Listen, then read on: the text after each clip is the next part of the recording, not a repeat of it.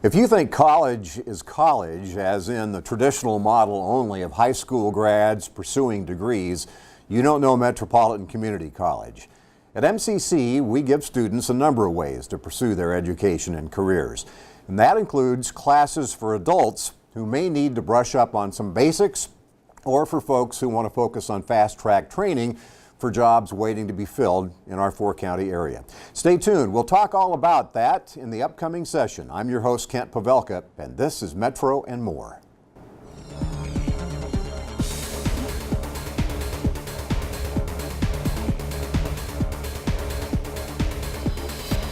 Greetings from the set of Metro and More at Metropolitan Community College, serving more than 50,000 students with over 120 programs at our 8 locations in the daytime, evening, weekends, or online. With me in studio to talk about adult basic education and career readiness at MCC are Tammy Green, Career Skills Director at the college, and Angela Whitfield, Angie Whitfield, Assistant Director of Adult Education. Nice to have you both on the program. And maybe just a minute or two from each of you on your background, how long you've been at the college, what your duties are, and a little personal and career resume if you'd like to share. You want to start, Angie? Sure. I've been at Metropolitan Community College for 3 years now. Prior to my position as an adult education assistant director, I was a reading program director. And so I've been in the capacity of the assistant director for about the last 6 months. Reading program director, What does that mean? Yes, I facilitated the Read-Write reading program, which was college-wide. We had those available on both the credit and the non-credit side. And as the assistant director of adult education now, what do you do? Well, that's a difficult question because that oversees a lot of responsibility. My primary function is to direct the staff that is at MCC Express, the facility at 24th and Benton. Sure. And we also have classes that are available here on the Fort Omaha campus, and we have several off-sites.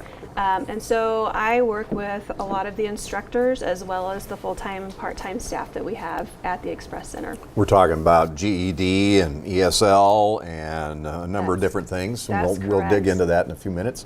Tammy, as director of, career skills director, you've been in this position how long? Not very long. It was a transition position just a short couple of months ago. Because the last time you were on the show, that was not your job. I was a project manager over Project Proto, which is a program through the Department of Labor, U.S. Department of Labor and Nebraska Department of Labor. I remember that, yeah. Yeah, so I've been here at the college for about 4 years now. Before that, I worked in human services for about 15, and then in K-12 education as a school administrator. Very good. Let's talk about adult basic education as it relates to what we talk about in terms of career readiness. What's the concept here?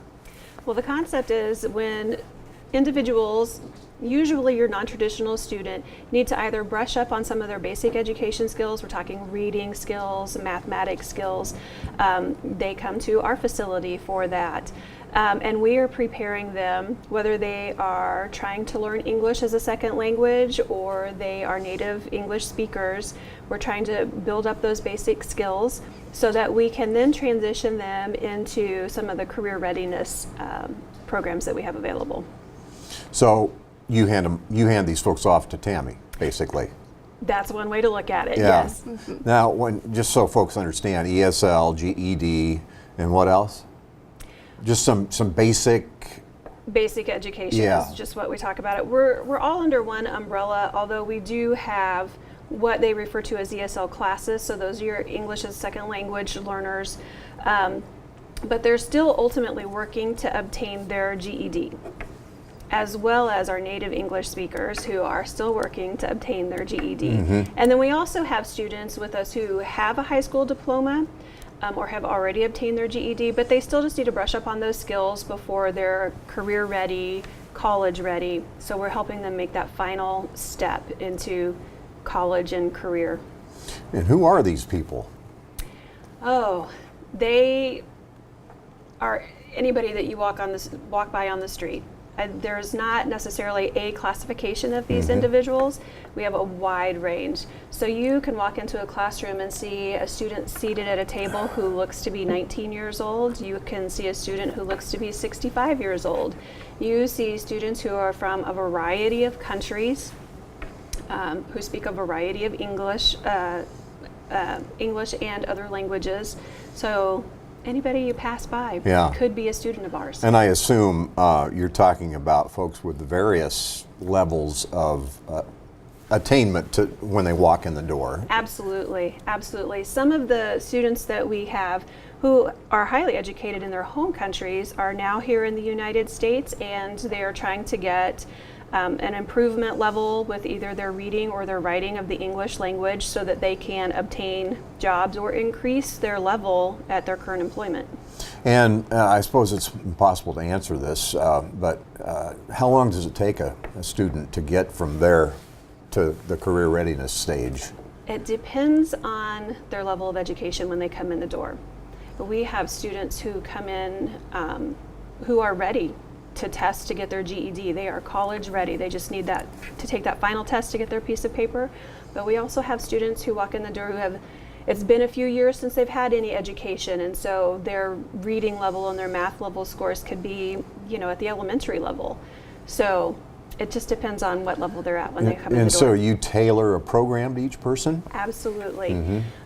Most of our classes are based on an individual basis, especially our reading and our math programs at this time. And we're testing out some new programming so that our ESL classes function in the same way, so that it's all individualized instruction. So I've gone through this, and now you hand me off to Tammy. And now I'm going to hand you off to Tammy, because once we get our students to the point where they have obtained a higher level of education, maybe not even necessarily their GED yet, they can still be career ready, and so that's when they go over to Tammy's side of the fence, and she's getting them ready for jobs. Earn and learn. Earn and learn. Now, is this a new program or a new heading to something we've been doing, or what? It's probably a new heading to something we've been doing. It actually spurred off of the Project Proto program. When we were doing the Project Proto program, there's an element that we called Earn and Learn.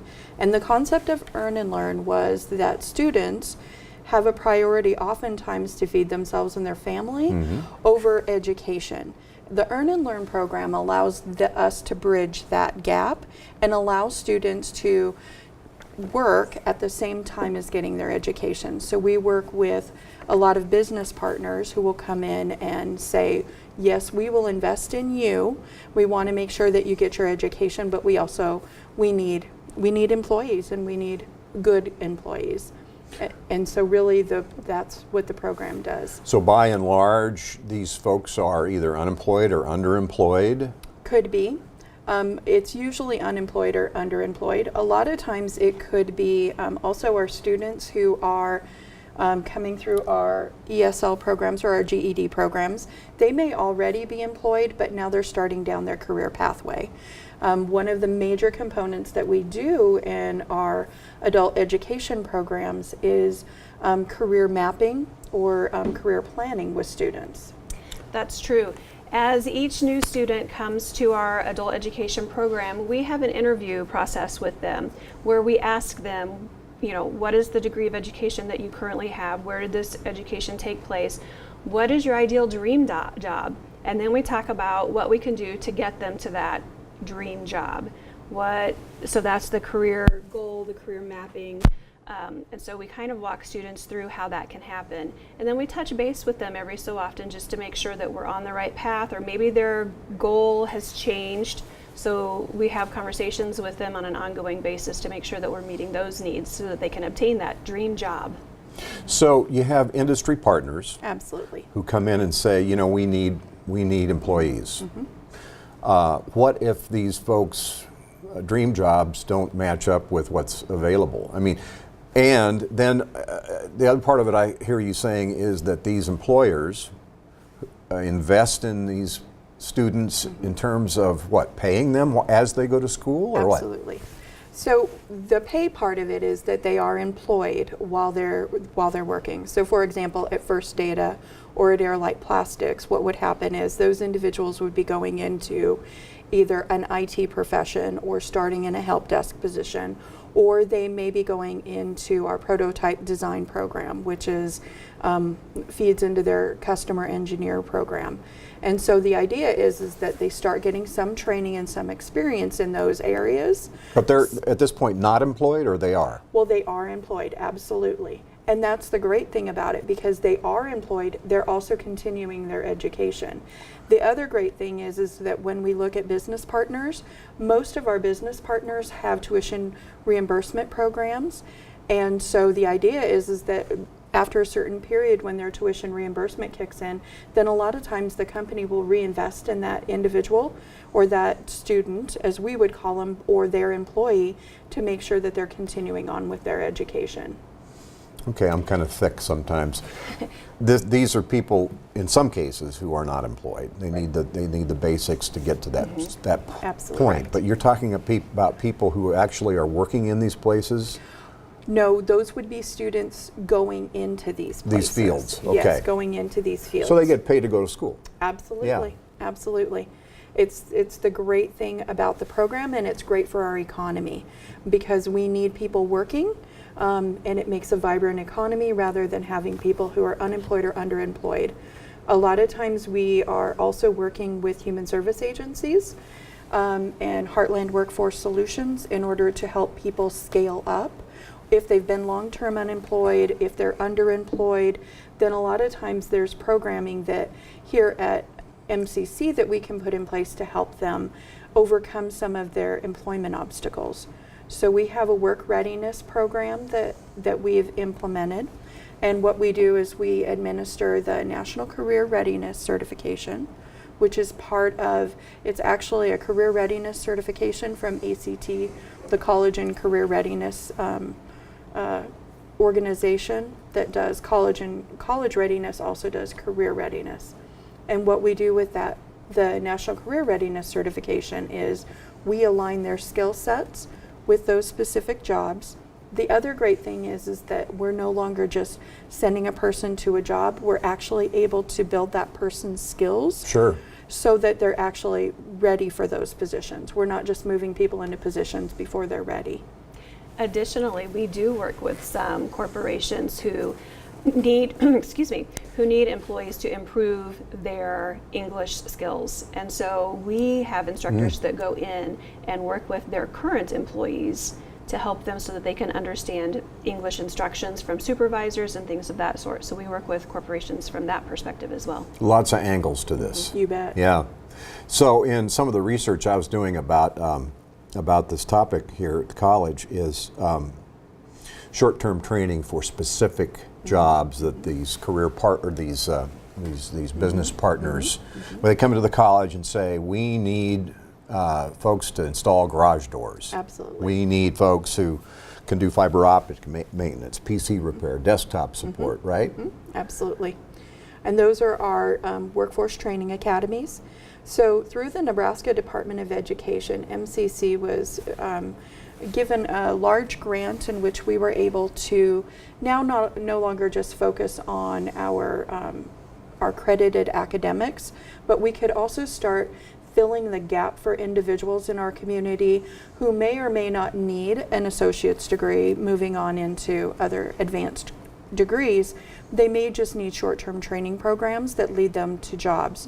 So for example, our garage door installation program, that generated by working with Overhead Door Company. Our prototype design lab developed and created the trainer, which is basically, it's a garage door in which the students actually get not only written knowledge of how everything works, but they actually get hands-on knowledge. And it was expanding a certification program that was basically all handwritten, and it expanded into hands-on, absolutely. And if you're going to be installing garage doors, don't you think somebody ought to touch a garage door and get that installed? So that was one of our very first training programs that were developed, and we have I believe right now about 87 different short-term training programs. Wow, 87. I mentioned 3. Roofing? Roofing, Yeah. absolutely. Where all does this take place, this training? Most of it, well, actually it takes place throughout the community. South Campus is where we did the overhead door training, but we also had it in our prototype design lab. Moving forward, we'll have it at the Center for Advanced and Emerging Technologies, one of our brand new buildings that just came on here at the Fort Campus. Yeah. We also offer them basically throughout the community at any one of our campuses. Right now it's primarily located at our South Campus. So Angie, these folks come in and you go through this interview process with them and you ascertain what they need in terms of some basics and set them up and have them do that, and then they do this interview where you explore maybe their ideal jobs. Yes. Now do you tell them, well, I mean, how do they find out about these specific jobs that are available, versus their ideal? Right. So as they're working through their education, obviously they're making improvements on their basic skills as they go along. And as those specific skills are increasing, then we touch base with the career readiness side of things. So it's almost, when they hit a certain point, it's almost a parallel growth for them at that time. So they're still working on their education to obtain that GED. However, in the meantime, they're also working simultaneously on some of those career skills depending upon what job career it is that they're looking for. We even on site have things available for our students, such as learning how to operate a computer, very basic skills. We kind of incorporate those into our classes, depending upon the route that a student is desiring to take to get to that career readiness. Now, most of the stuff you're involved in is at 24th and Vinton? Primarily, Yeah. yes, but we do have many off-sites throughout the community that classes take place in both GED and ESL classes. Well, we ought to throw in right now, and we'll do it again before we're finished. How do folks find out about all this? At the website, a phone number, or what? Well, we are available on the MCC website, yes, but our desk number, if you want to call the adult ed program, it's 531-622-4060. 622-4060? Correct. And that's the front desk. So if you are wanting to take that first step to improving your basic education, that's the number to call. 531-622-4060. And the first step of that would be initially to come in and have this interview that I had mentioned previously. Another step of that would be to test to see academically where you are. And that helps us to determine what classes you need to take, if any. Some folks come in and they're ready to just take that GED test and move on to their career. But once we hit that point of where they are academically, that's when we determine at what portion of the career readiness program are we ready to put them into. So you call 531-622-4060 or go to mccneb.edu/ I don't know, adult education. When you call, tell them you're interested, you need more information about adult basic education or career readiness. And the ladies at the front desk are always ready to answer questions and to help students begin those first steps. Right. So what else do you want to talk about? I don't want to dominate the whole thing here with my questions, but Well, no, I think the collaboration that's going on right now with adult education, one of the recent changes that happened that might be interesting for viewers to know is that here at MCC we took adult education and placed it underneath the Workforce Innovation Division with the intention of basically helping people scale up through the workforce training academies and also through career readiness preparation. So basically one of the things that we do that is part of the Earn and Learn is we actually do work with people to make sure that they're actually able to obtain employment. So one of the things that we do offer as part of those training programs is a hiring event or a direct hiring event at the end of the training programs with that specific industry. So a recent one that we have coming up is with Airlight Plastics, and it's a partnership with the Human Service Agencies. And what we're doing is providing the short-term training programs, the work readiness training, which means that their skill sets are ready to go into some of the customer engineering positions at Airlight Plastics. And then what we do is we do a direct hiring event. This is different than a job fair, which is really unique because basically what happens is an individual will meet with a career skills coach, and then that coach works with them on making sure that not only their soft skills or essential skills like how to do interviews and things like that are covered, but also what are your reading levels, what are your math levels, what is your workplace graphic levels? Will you be able to actually go onto the job and work in the computers? And because one of the neat things about Airlight Plastics is it's not manufacturing what we would have typically think of manufacturing as, where some people have the idea that manufacturing is basically pushing a button, pulling a lever, pushing Assembly a button line all stuff. day Yeah. long. It's very different now. Now there's complex robotics that do a lot of the work.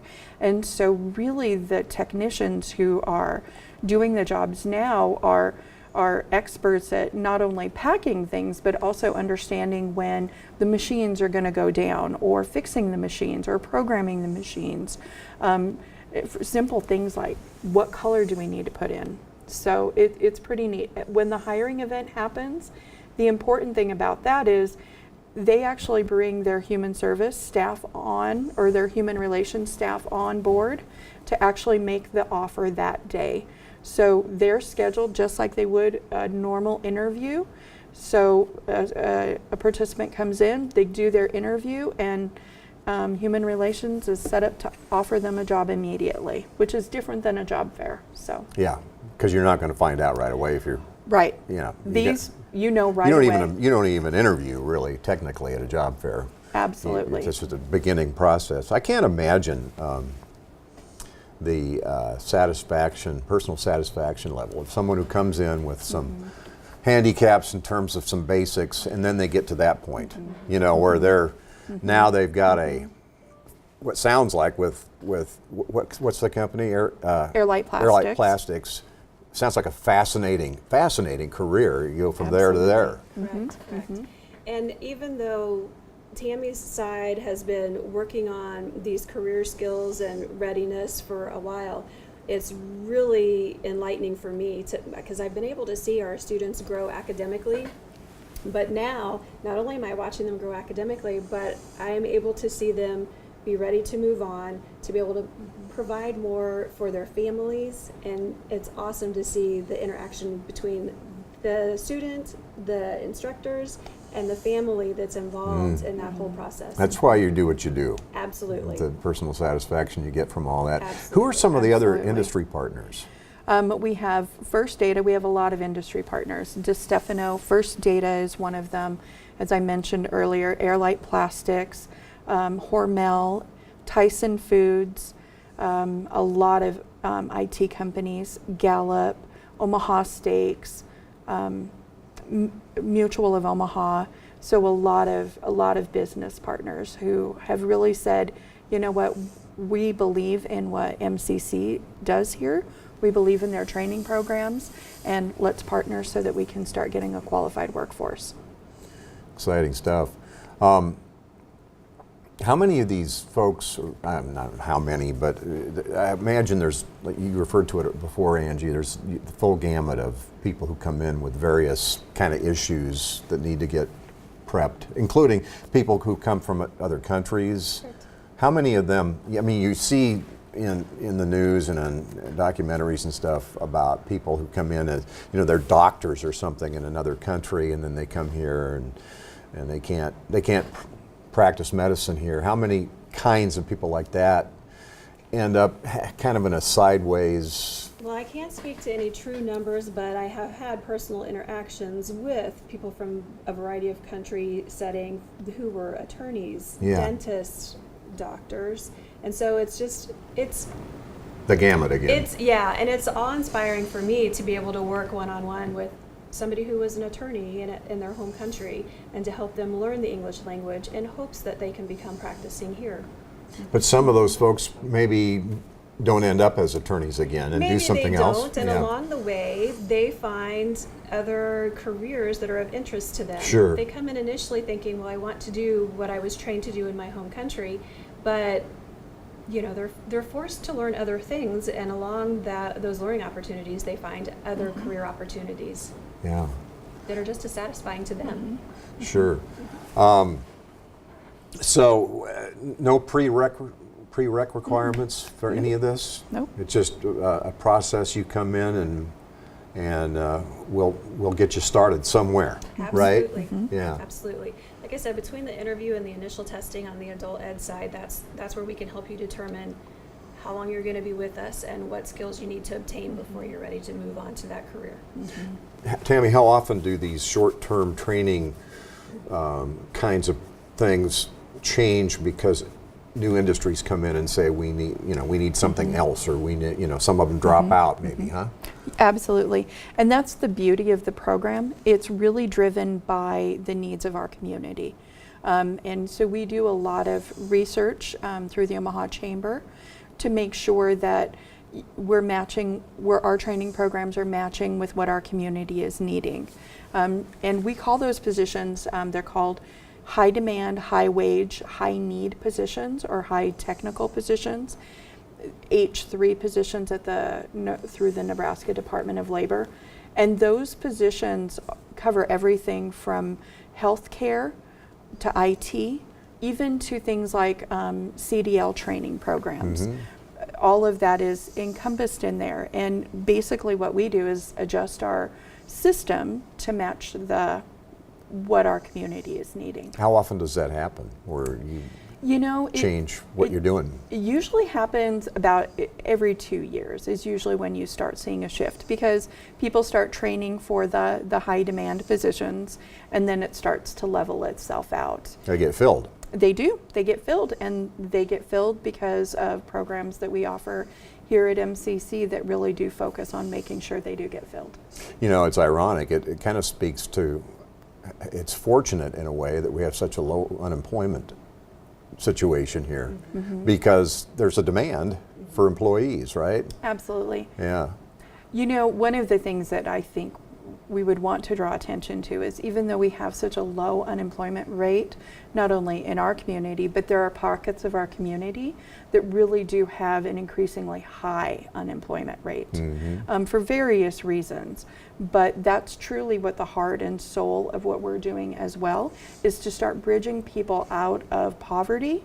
A lot of times people have jobs, sometimes 2 or 3 jobs, but they're still living in poverty. Unemployment, or underemployed. Underemployed. And so we really want to reach into the pockets of our community that have relatively high unemployment, 15-16% unemployment, and help people bridge out of that, get them employed, overcome the barriers to short-term training through short-term training programs and into wages and into jobs that pay sustainable wages. Yeah. There's the irony, and the irony is that the low unemployment number is real, but there's a high percentage in certain areas.